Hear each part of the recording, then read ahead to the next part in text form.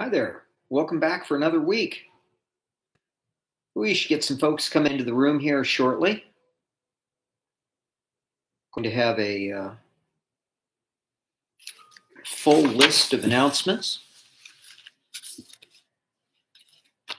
So we'll see who is first in the room. Oh, there we go. Somebody is in. Very good. Evan, is that you? Well, we'll see who the first person in is.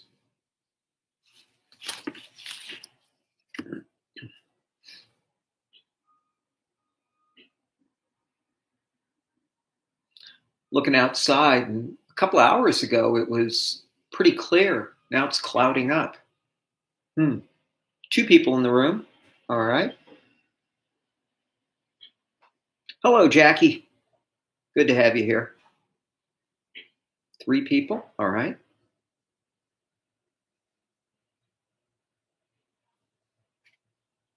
I've been going through those term papers. Interesting group of papers. Hello, Georgia.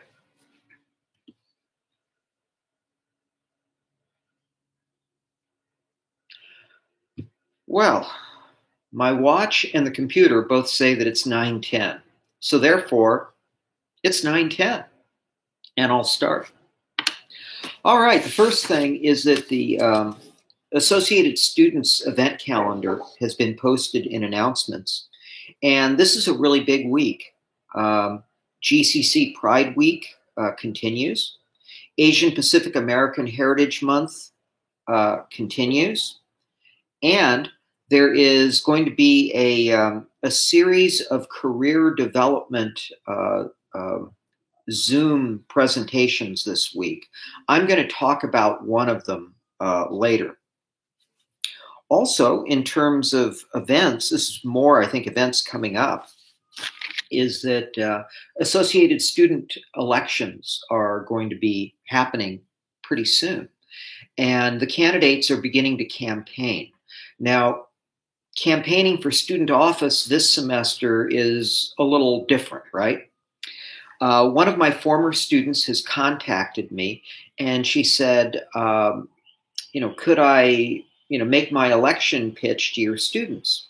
And I said, sure.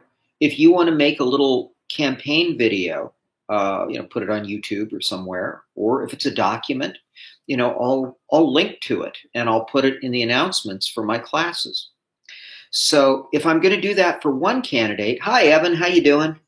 So if I'm going to do that for one candidate, I should do it for all candidates, right? So if you are running for student office, or if you have a friend who's running for student office, tell them that if they want to put together a little text thing about what their political platform is, I'll put a link to it in announcements. Or if they want to do a little video, like a little campaign ad, I'll link to that in announcements. So I'm in favor of students getting involved with student government.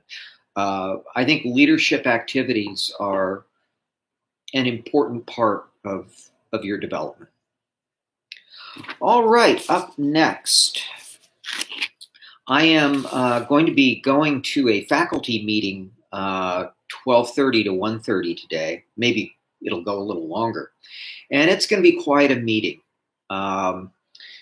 At this faculty meeting, we're going to be talking about the fall semester, and we're going to be talking about college finances and a bunch of stuff. Well, what I already know, and what some of you know if you've been looking at your email, is that Dr. Vyar, the superintendent president of Glendale College, sent out an email yesterday about the fall semester. And we are not returning to campus. Hi, Louie, how you doing? As expected, the fall semester will be virtual for Glendale College. So it appears to me that not only us, but all of our neighboring community colleges are going to go virtual in the fall. Now, this is different than what some of the kindergarten through 12, the K through 12 districts like LA Unified are doing. they are going to try to return to campus, which sounds like it's going to have a lot of challenges. But for us, it'll all be distance education or remote in the fall. It is now official. Third thing, Stephanie emailed me, and she is going to have to cancel today's SI.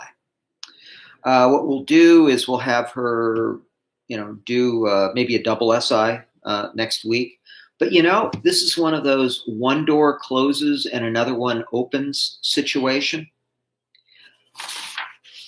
As fate would have it, at 12:30 today, when I am going off to my virtual faculty meeting, and when you would have had your SI, at 12:30 today, there is going to be a career education virtual industry panel. And it's not going to be on just any panel. It's not going to be like, I don't know, the insurance business. No, it's going to be about arts, design, and entertainment. For mass comm students, this panel is a real good one to go to. The 3 people on this panel, it's going to be a Zoom meeting. Rich Ahrens, an award-winning Emmy and Peabody animator with 43 years of animation experience. Alan Hoisington, a set director currently working with Universal Studios, Amazon, and VH1. And Jason Garwood, an executive producer at Microsoft Game Studios. That's a great panel. I would go to that if I didn't have the faculty meeting. So what I've done is I've put the notice for this in the announcements section. And that includes the Zoom meeting ID. So if you do go to this, take notes. Do about a 300-word report about a summary of this panel. Send it to me, and I'll give you 5 extra credit points. I think that this is a worthwhile thing to go to, folks who are active in the industry at this moment. So look for how to get to this meeting in the announcements section. All right, up next. If you have not yet turned in your term paper, and a few people haven't, if you haven't turned in your term paper, email me. We'll work something out, okay? I don't want students to get buried in this course. So late term papers, email me. We'll work it out. Next up, quiz number 3 is next week. And it is going to cover the first 3 chapters after the midterm. That is television chapter, internet chapter, advertising chapter. It's going to be formatted like the other quizzes, multiple choice. You'll get a couple of times to take it. It'll be easy. Okay. Now, let's get to the question of the day. The question of the day was inspired by your term paper. And, I don't know how many term papers you've done as a student. So I thought I'd ask this question. What is the biggest or weirdest or most memorable paper you have ever written? What is the biggest or weirdest or most memorable paper you have ever written? And what made it memorable? Now, while you are thinking up your answers, right? Lighten up the chat box. I am going to do a big reveal here. I'm going to get something. Where'd it go? Boy, it's such a big thing that. Oh, there it is. Hang on. I'll be back in a minute.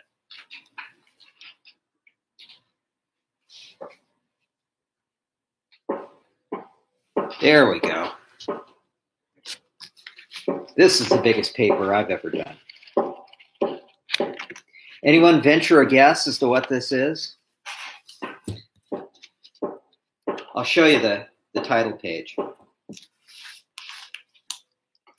This is my dissertation. You know, if you go to grad school, at the master's level, you may or may not write a thesis. You know, there's some options where you can do that. At the PhD level, you have to write a dissertation. And it's original research. You know, so you go beyond what the scholarship is in your area, and you do your own you know, kind of groundbreaking research. And yeah, the original, which is in the USC University Library, probably deep in the catacombs, you know, the fourth basement or something, it's on vellum. You know, if you remember vellum, that was from the book chapter. Those early European books were kind of on animal skin. Well, there's a modern form of vellum, and dissertations are typically put on it because the idea is they should be there in the library for the next, you know, 100 years or what have you. My dissertation went 389 pages. And then when you get the whole thing done, you have to defend it. It's 3 professors who ask really tough questions. And I failed my first defense. 2 of the 3 professors approved my dissertation. The third one didn't like my statistical analysis. So I had to go back and revise it. And in fact, it meant revising the whole thing. It took an extra semester. And finally got through. So, all right, what's the biggest, weirdest, or most memorable term paper you have ever had? What do we got? I know you've done some interesting or odd, you know, maybe strange topics, something like that.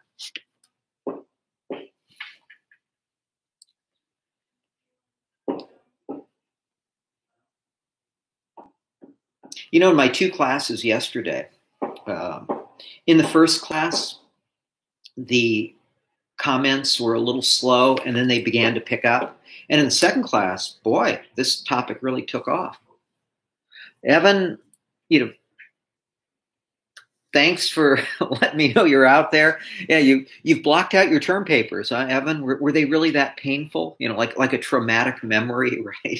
You've blocked it out. Jackie, it would probably have to be my first research paper in college. It was 12 papers. And so far, that's the most you've written. Okay, well, you know, Jackie, no doubt you're going to go on to the university level. So you'll do something bigger, I'm sure. Ethan, my last research paper was for English on why plant-based meals are better than meat-based for athletes. Ethan, you know, on that subject, you know, some friends of mine have been talking about stuff like Impossible Burgers, you know, the plant-based hamburger equivalent that's really, you know, a pretty good fake. And on the one hand, we kind of like it because it's, you know, it's not meat. But on the other hand, it's very processed food. So we're, yeah. All right. Who else has a memorable or strange or what have you research paper? Okay, Evan is saying that Evan did a term paper, English 101 Plus, on a music genre essay. It was on death metal and its fans. You know, Evan, when I think about that topic, one of the places where in normal times we would go on a field trip, I do this maybe a couple times a year, is the Grammy Museum at LA Live. The Grammy Museum is just great on cataloging genres of music and, you know, what comes from what, you know. Louis, the biggest research paper was 10 pages for animal cruelty. Now, Louis, you're not saying that you're in favor of animal cruelty, right? You know, yeah, go torture those cats. No, I don't think that's what you meant. All right. Well, let me tell you something that you're doing today that is going to be a little different. Okay, preventing animal cruelty. I figured as much. Okay. Today's media note is going to be a little different.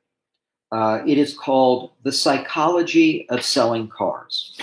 And what it's based in is that in real slick advertising, especially for high budget, high priced items like cars, you don't really sell the product itself. You sell kind of a dream, and then you sort of shove the product in there. And the two car ads that are linked to in today's media note are a good example of that. It's a Chevy truck ad and a Range Rover ad. Now, the things that I want you to really look out for is, one, what's the dream they're selling? Two, what sort of person are they targeting? And think about it in terms of demographics. Are the ads more male than female? Is it for younger people, older people, professionals, people who are very traditional, people who are obsessed with success? What sorts of folks? And then I want you to try to think about what actual features of the product do they really get to discussing in the ads. Now, the other part that's going to make this media note a little different is that instead of the typical 3 multiple choice questions, I'm going to have you write a little bit. So when you get to the media note quiz for this, there will be 3 questions and a text box. So each of those 3 questions you should answer within 2 or 3 sentences per question. Okay. And then submit. After the media note, you are to go through the first half of Chapter 12. Chapter 12 is public relations. So the first half I define as going up through the slide, who are the publics? So go through the slide, who are the publics? All right. Any last questions before we end the live feed and I mosey on over to chat?